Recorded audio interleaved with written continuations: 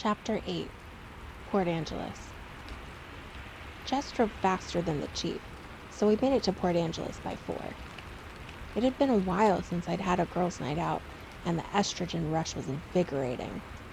We listened to whiny rock songs while Jessica jabbered on about the boys we hung out with. Jessica's dinner with Mike had gone very well, and she was hoping that by Saturday night they would have progressed to the first kiss stage. I smiled to myself, pleased. Angela was passively happy to be going to the dance, but not really interested in Eric. Jess tried to get her to confess who her type was, but I interrupted with a question about dresses after a bit, to spare her. Angela threw a grateful glance my way. Port Angeles was a beautiful little tourist trap, much more polished and quaint than Forks. But Jessica and Angela knew it well, so they didn't plan to waste time on the picturesque boardwalk by the bay. Jess drove straight to the one big department store in town, which was a few streets in from the Bay Area's visitor-friendly face. The dance was billed as semi-formal, and we weren't exactly sure what that meant. Both Jessica and Angela seemed surprised and almost disbelieving when I told them I'd never been to a dance in Phoenix. "Didn't you ever go with a boyfriend or something?" Jess asked dubiously as we walked through the front doors of the store. "Really?" I tried to convince her, not wanting to confess my dancing problems. "I've never had a boyfriend, or anything close. I didn't go out much."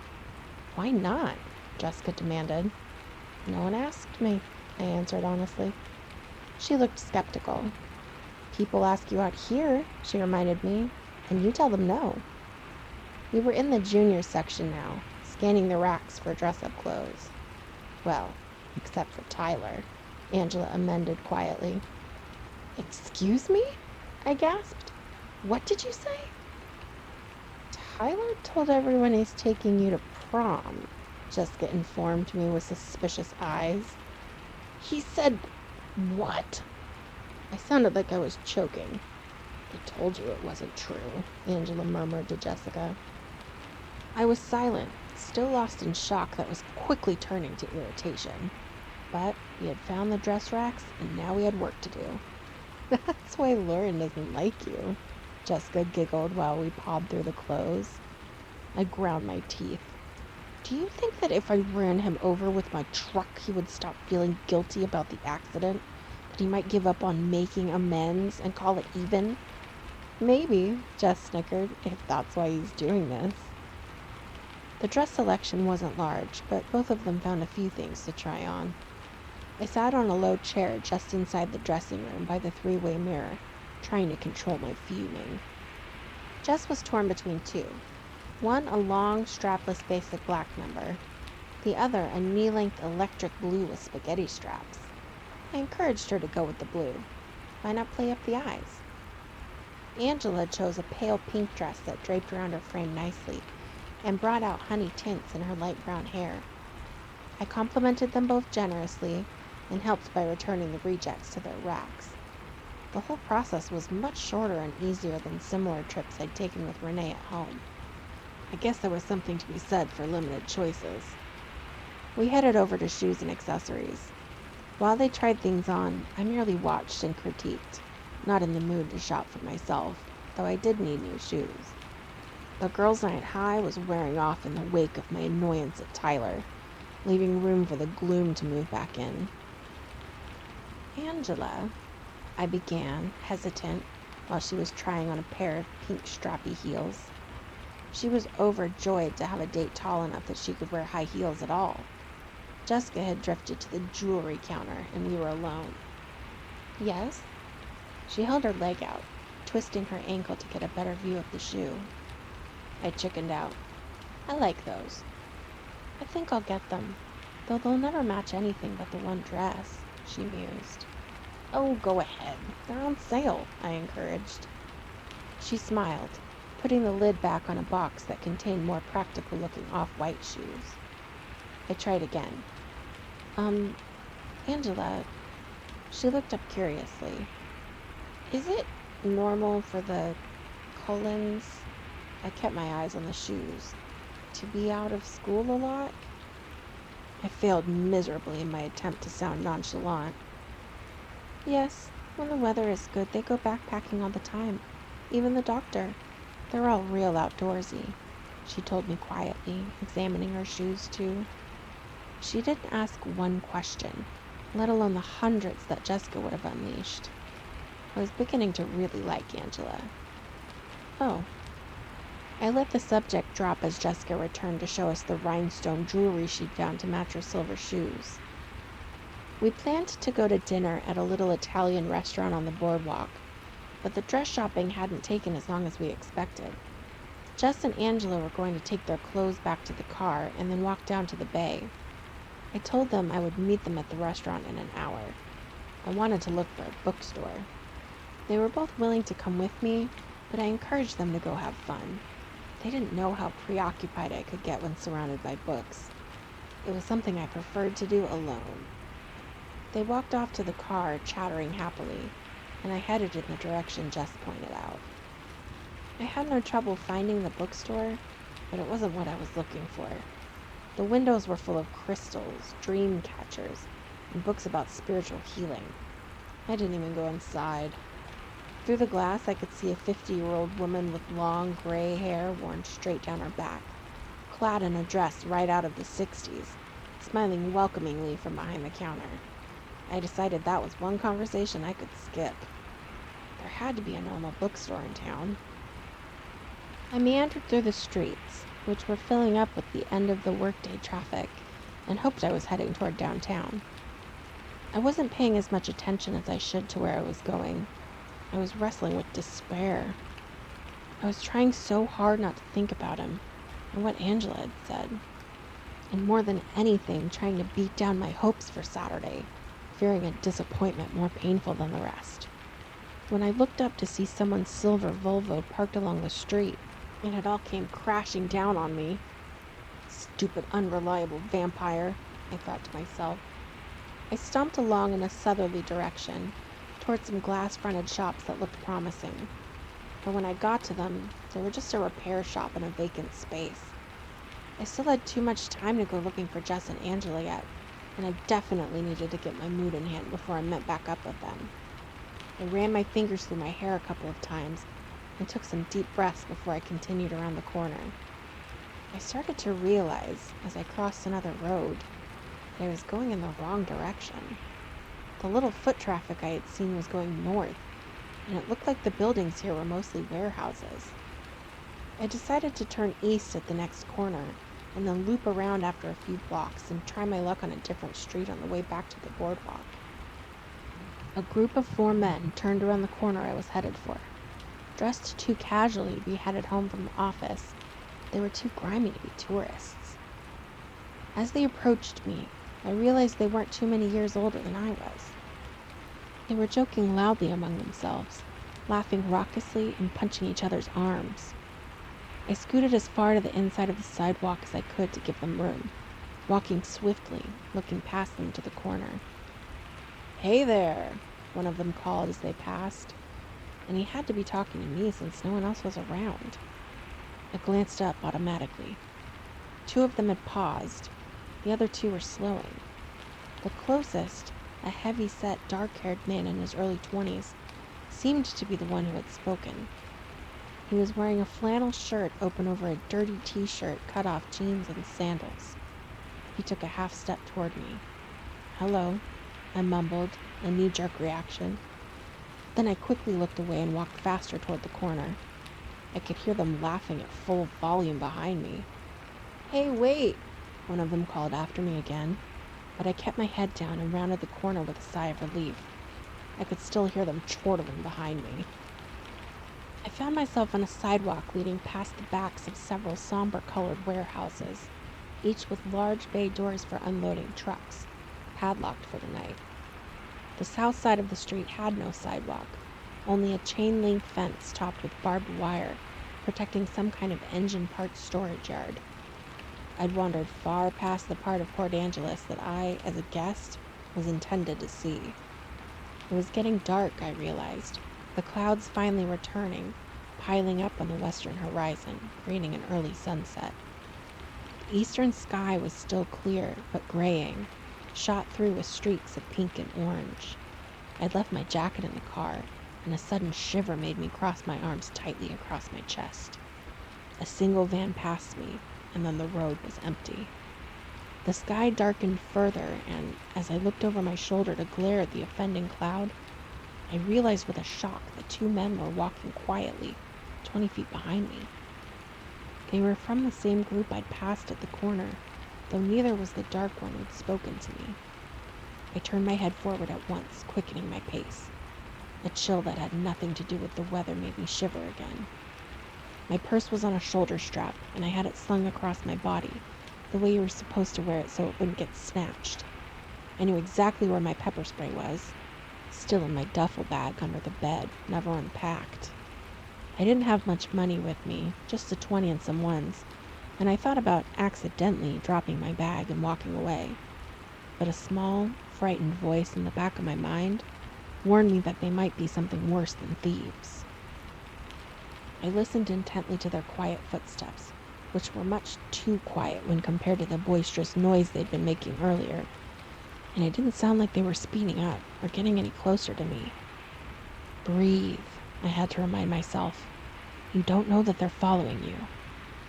I continued to walk as quickly as I could without actually running, focusing on the right-hand turn that was only a few yards away from me now. I could hear them, staying as far back as they'd been before. A blue car turned onto the street from the south and drove quickly past me. I thought of jumping out in front of it, but I hesitated, inhibited, unsure that I was really being pursued. And then it was too late. I reached the corner, but a swift glance revealed that it was only a blind drive to the back of another building. I half turned in anticipation. I had to hurriedly correct and dash across the narrow drive back to the sidewalk. The street ended at the next corner, where there was a stop sign. I concentrated on the faint footsteps behind me, deciding whether or not to run. They sounded farther back, though, and I knew they could outrun me in any case. I was sure to trip and go sprawling if I tried to go any faster. The footfalls were definitely farther back. I risked a quick glance over my shoulder, and they were maybe 40 feet back now, I saw with relief. But they were both staring at me. It seemed to take forever for me to get to the corner. I kept my pace steady, the men behind me falling ever so slightly further behind with every step. Maybe they realized they had scared me and were sorry. I saw two cars going north past the intersection I was headed for, and I exhaled in relief. There would be more people around once I got off this deserted street. I skipped around the corner with a grateful sigh and skidded to a stop. The street was lined on both sides by blank, doorless, windowless walls. I could see in the distance, 2 intersections down, street lamps, cars, and more pedestrians, but they were all too far away, because lounging against the western building, midway down the street, were the other 2 men from the group, both watching with excited smiles as I froze dead on the sidewalk. I realized that I wasn't being followed. I was being herded. I paused only for a second, but it felt like a very long time. I turned then and darted to the other side of the road. I had a sinking feeling that it was a wasted attempt. The footsteps behind me were louder now. "There you are!" The booming voice of the stocky, dark-haired man shattered the intense quiet and made me jump. In the gathering darkness, it seemed like he was looking past me. "Yeah!" A voice called loudly from behind me, making me jump again as I tried to hurry down the street. "We just took a little detour." My steps had to slow down. I was closing the distance between myself and the lounging pair too quickly. I had a good loud scream, and I sucked in air, preparing to use it. But my throat was so dry, I wasn't sure how much volume I could manage. With a quick movement, I slipped my purse over my head, gripping the strap with one hand, ready to surrender it or use it as a weapon as need demanded. The thick-set man shrugged away from the wall as I warily came to a stop and walked slowly into the street. "Stay away from me," I warned in a voice that was supposed to sound strong and fearless, but I was right about the dry throat. No volume. "Don't be like that, sugar," he called, and the raucous laughter started again behind me. I braced myself, feet apart, trying to remember through my panic what little self-defense I knew. Heel of the hand thrust upward, hopefully breaking the nose or shoving it into the brain. Finger through the eye socket, try to hook around and pop the eye out. And the standard knee to the groin, of course. That same pessimistic voice in my mind spoke up then, reminding me that I probably wouldn't have a chance against one of them, and there were 4. "Shut up," I commanded the voice before terror could incapacitate me. I wasn't going out without taking someone with me. I tried to swallow so I could build up a decent scream. Headlights suddenly flew around the corner, the car almost hitting the stocky one, forcing him to jump backward to the sidewalk. I dove into the road. This car was going to stop or have to hit me. But the silver car unexpectedly fishtailed around, skidding to a stop with the passenger door open just a few feet from me. "Get in," a furious voice commanded. It was amazing how instantaneously the choking fear vanished. Amazing how suddenly the feeling of security washed over me, even before I was off the street, as soon as I heard his voice. I jumped into the seat, slamming the door shut behind me. It was dark in the car. No light had come on with the opening of the door, and I could barely see his face in the glow from the dashboard. The tires squealed as he spun around to face north, accelerating too quickly, swerving toward the stunned men on the street. I caught a glimpse of them diving for the sidewalk as we straightened out and sped toward the harbor. "Put on your seatbelt," he commanded, and I realized I was clutching the seat with both hands. I quickly obeyed. The snap as the belt connected was loud in the darkness. He took a sharp left, racing forward, blowing through several stop signs without a pause. But I felt utterly safe and, for the moment, totally unconcerned about where we were going. I stared at his face in profound relief that went beyond my sudden deliverance. I studied his flawless features in the limited light, waiting for my breath to return to normal, until it occurred to me that his expression was murderously angry. "Are you okay?" I asked, surprised at how hoarse my voice sounded. "No," he said curtly, and his tone was livid. I sat in silence, watching his face while his blazing eyes stared straight ahead, until the car came to a sudden stop. I glanced around, but it was too dark to see anything beside the vague outline of dark trees crowding the roadside. We weren't in town anymore. "Bella?" he asked, his voice tight, controlled. "Yes?" My voice was still rough. I tried to clear my throat quietly. "Are you all right?" He didn't look at me, but the fury was plain on his face. "Yes?" I croaked softly. "Distract me, please," he ordered. "I'm sorry, what?" He exhaled sharply. "Just prattle about something unimportant until I calm down," he clarified, closing his eyes and pinching the bridge of his nose with his thumb and forefinger. I racked my brain for something trivial. "I'm going to run over Tyler Crowley tomorrow before school?" He was still squeezing his eyes closed, but the corner of his mouth twitched. "Why?" "He's telling everyone that he's taking me to prom. Either he's insane or he's still trying to make up for almost killing me well, you remember it. And he thinks prom is somehow the correct way to do this. So I figure if I endanger his life, then we're even, and he can't keep trying to make amends. I don't need enemies, and maybe Lauren would back off if he left me alone. I might have to total his center, though. If he doesn't have a ride, he can't take anyone to prom." I babbled on. "I heard about that." He sounded a bit more composed. "You did?" I asked in disbelief, my previous irritation flaring. "If he's paralyzed from the neck down, he can't go to prom either," I muttered, refining my plan. Edward sighed and finally opened his eyes. "Better?" "Not really." I waited, but he didn't speak again. He leaned his head back against the seat, staring at the ceiling of the car. His face was rigid. "What's wrong?" My voice came out in a whisper. "Sometimes I have a problem with my temper, Bella." He was whispering too, and as he stared out the window, his eyes narrowed into slits. "But it wouldn't be helpful for me to turn around and hunt down those. He didn't finish the sentence, looking away, struggling for a moment to control his anger again.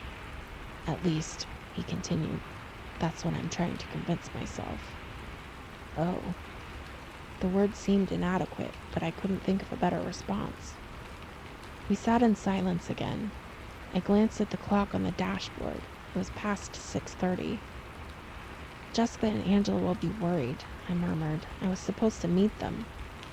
He started the engine without another word, turning around smoothly and speeding back toward town.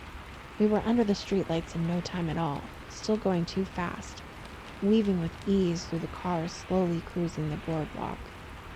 He parallel parked against the curb in a space I would have thought much too small for the Volvo, but he slid in effortlessly in one try.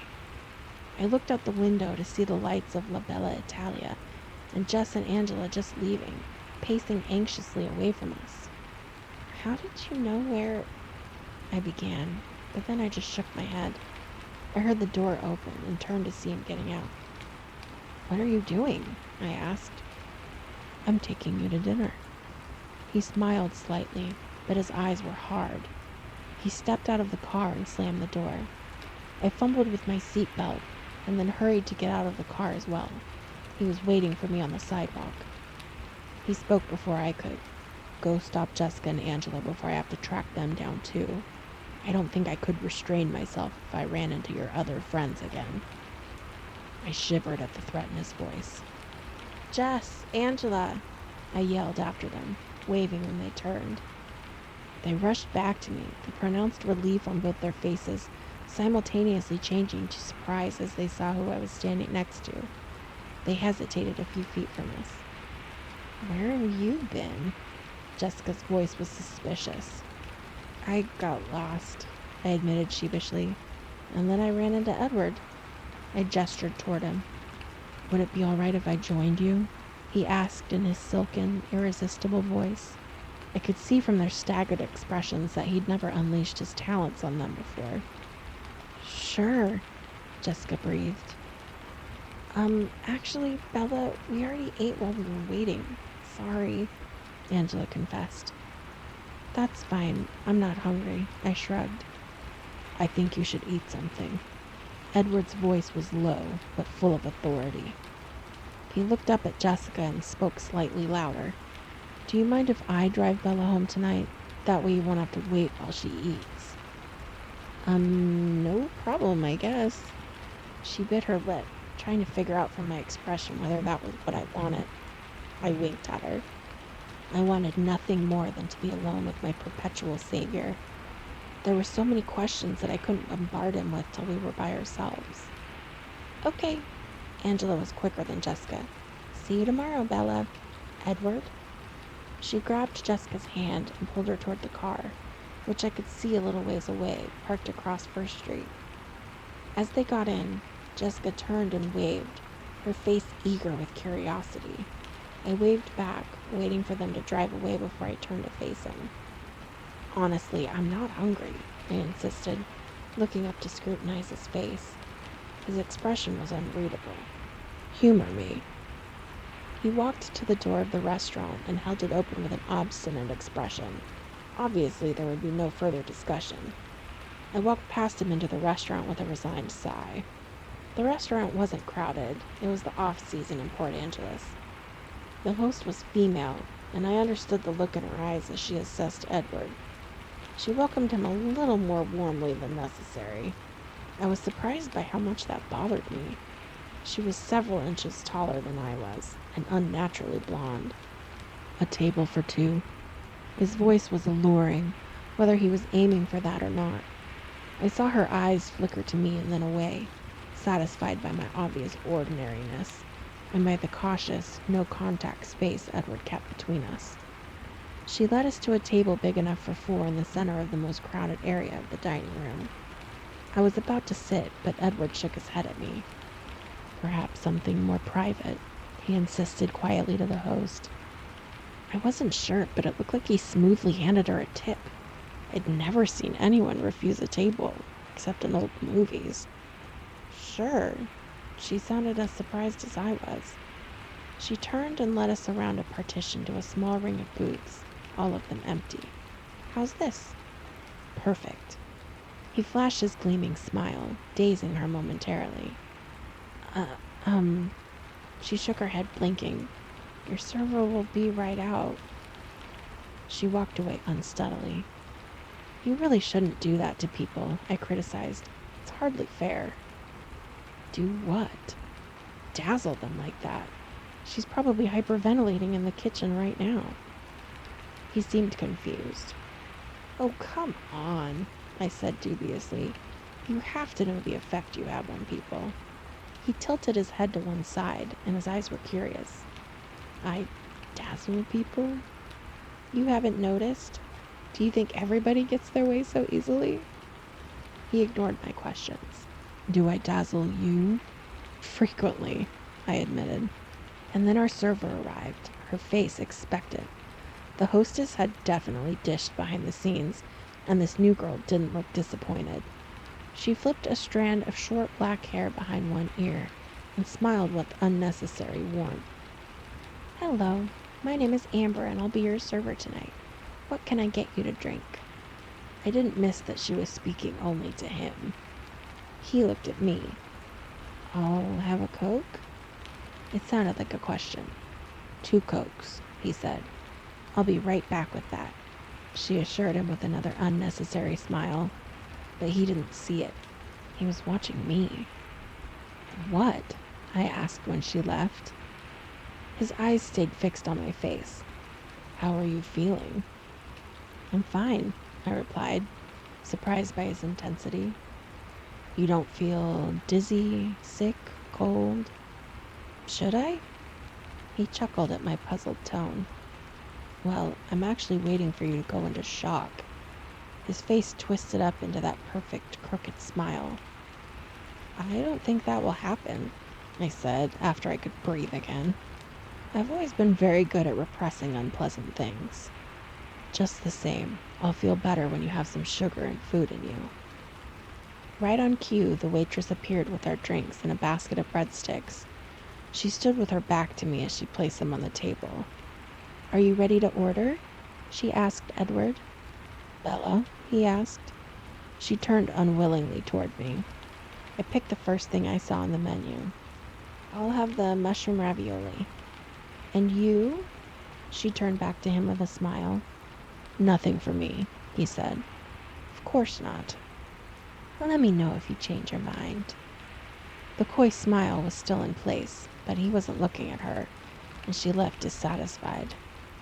Drink, he ordered. I sipped at my soda obediently, and then drank more deeply, surprised by how thirsty I was. I realized I had finished the whole thing when he pushed his glass toward me. Thanks, I muttered, still thirsty. The cold from the icy soda was radiating through my chest, and I shivered. Are you cold? It's just the Coke, I explained, shivering again. Don't you have a jacket? His voice was disapproving. Yes. I looked at the empty bench next to me. Oh, I left it in Jessica's car, I realized. Edward was shrugging out of his jacket. I suddenly realized that I had never once noticed what he was wearing. Not just tonight, but ever. I just couldn't seem to look away from his face. I made myself look now, focusing. He was removing a light beige leather jacket now. Underneath, he wore an ivory turtleneck sweater. It fit him snugly, emphasizing how muscular his chest was. He handed me the jacket, interrupting my ogling. Thanks, I said again, sliding my arms into his jacket. It was cold, the way my jacket felt when I first picked it up in the morning, hanging in the drafty hallway. I shivered again. It smelled amazing. I inhaled, trying to identify the delicious scent. It didn't smell like cologne. The sleeves were much too long. I shoved them back so I could free my hands. That color blue looks lovely with your skin, he said, watching me. I was surprised. I looked down, flushing, of course. He pushed the bread basket toward me. Really, I'm not going into shock, I protested. You should be. A normal person would be. You don't even look shaken. He seemed unsettled. He stared into my eyes, and I saw how light his eyes were, lighter than I'd ever seen them, golden butterscotch. I feel very safe with you, I confessed, mesmerized into telling the truth again. That displeased him. His alabaster brow furrowed. He shook his head, frowning. This is more complicated than I'd planned, he murmured to himself. I picked up a breadstick and began nibbling on the end, measuring his expression. I wondered when it would be okay to start questioning him. Usually you're in a better mood when your eyes are so light, I commented, trying to distract him from whatever thought had left him frowning and somber. He stared at me, stunned. What? You're always crabbier when your eyes are black. I expected then, I went on. I have a theory about that. His eyes narrowed. More theories? I chewed on a small bite of the bread, trying to look indifferent. I hope you were more creative this time. Or are you still stealing from comic books? His faint smile was mocking. His eyes were still tight. Well, no, I didn't get it from a comic book. But I didn't come up with it on my own, either, I confessed. And? He prompted. But then the waitress strode around the partition with my food. I realized we'd been unconsciously leaning toward each other across the table because we both straightened up as she approached. She set the dish in front of me. It looked pretty good, and turned quickly to Edward. Did you change your mind? She asked. Isn't there anything I can get you? I may have been imagining the double meaning in her words. No, thank you, but more soda would be nice. He gestured with a long white hand at the empty cups in front of me. Sure. She removed the empty glasses and walked away. You were saying? He asked. I'll tell you about it in the car. If... I paused.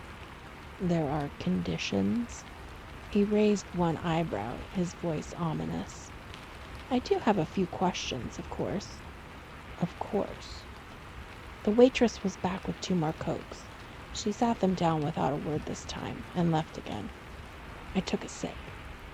Well, go ahead, he pushed, his voice still hard. I started with the most undemanding, or so I thought.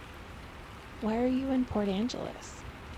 He looked down, folding his large hands together slowly on the table. His eyes flickered up at me from under his lashes, a hint of a smirk on his face. Next. But that's the easiest one, I objected. Next, he repeated. I looked down, frustrated.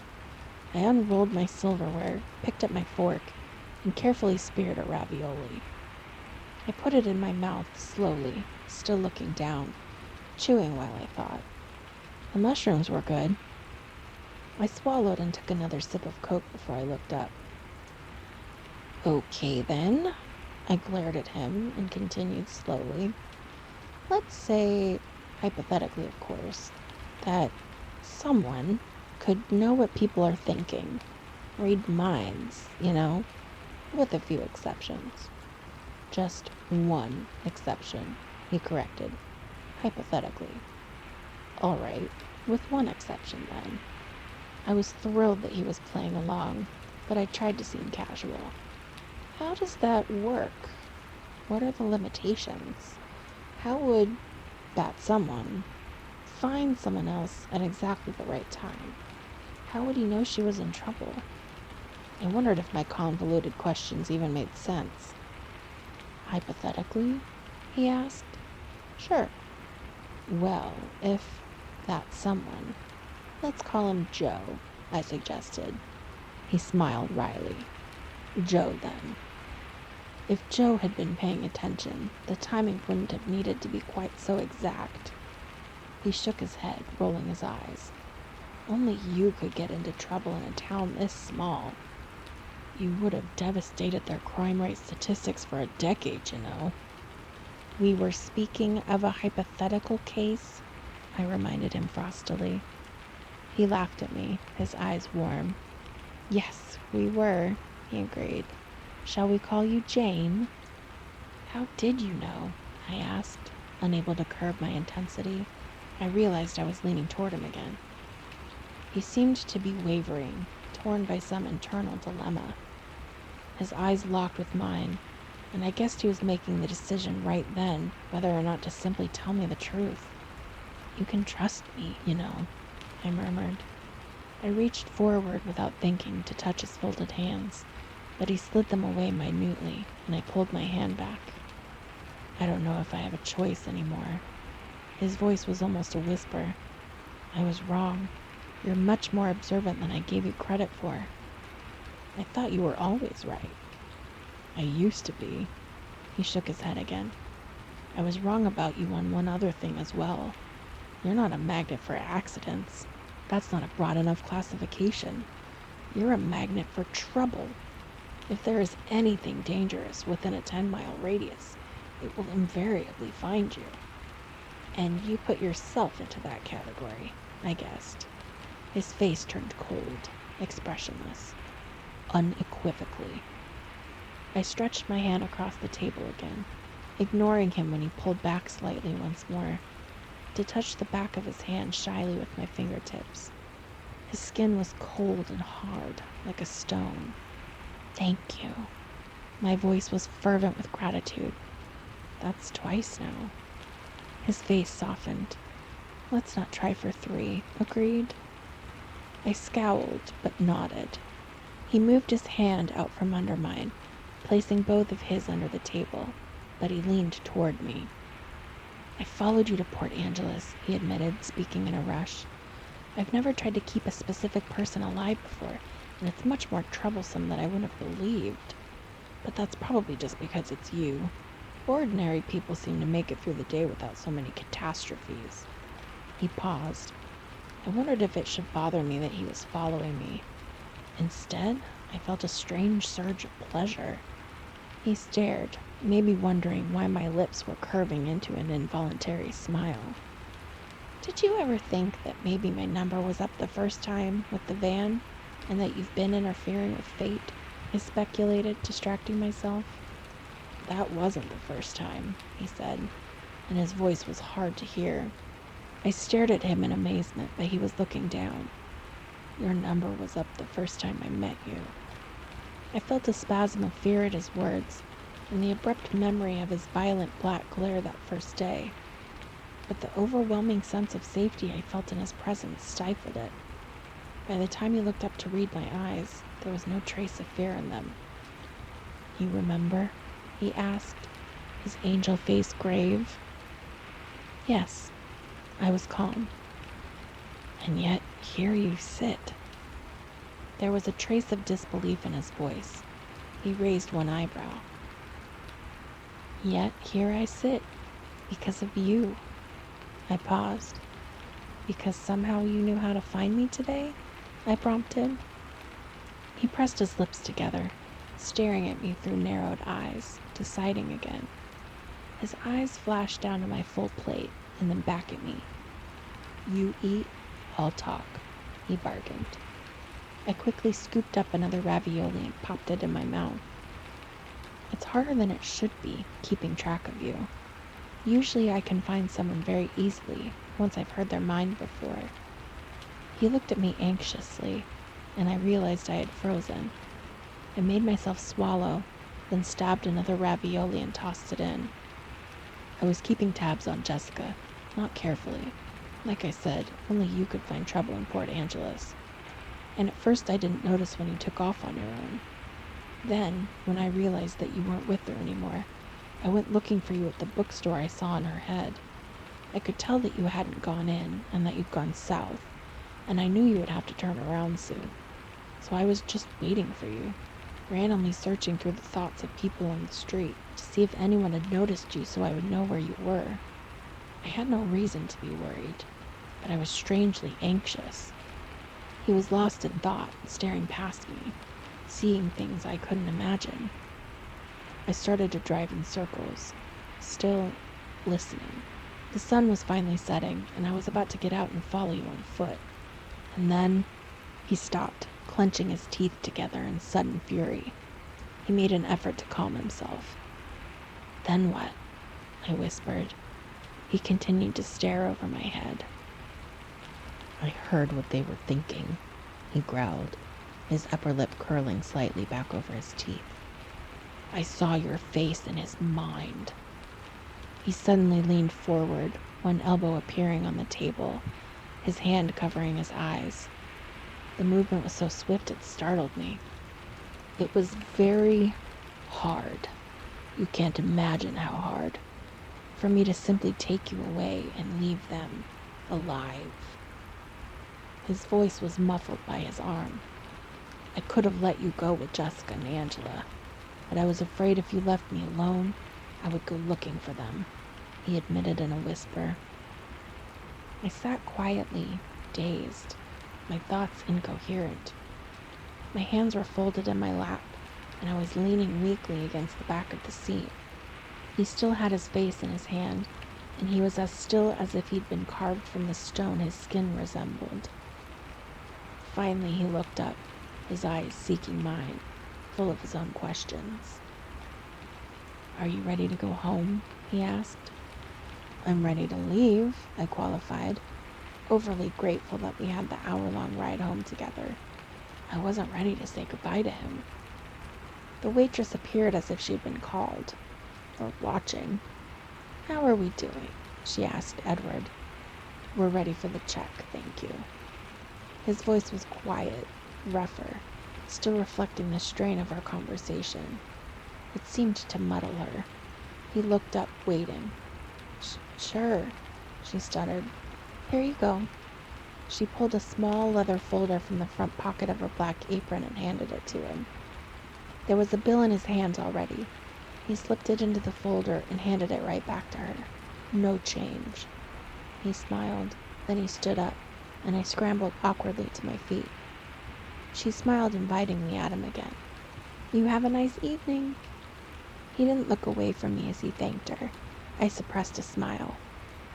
He walked close beside me to the door, still careful not to touch me. I remembered what Jessica had said about her relationship with Mike, how they were almost at the first kiss stage. I sighed. Edward seemed to hear me, and he looked down curiously. I looked at the sidewalk, grateful that he didn't seem to be able to know what I was thinking. He opened the passenger door, holding it for me as I stepped in, shutting it softly behind me. I watched him walk around the front of the car, amazed yet again by how graceful he was. I probably should have been used to that by now, but I wasn't. I had a feeling Edward wasn't the kind of person anyone got used to. Once inside the car, he started the engine and turned the heater on high. It had gotten very cold, and I guess the good weather was at an end.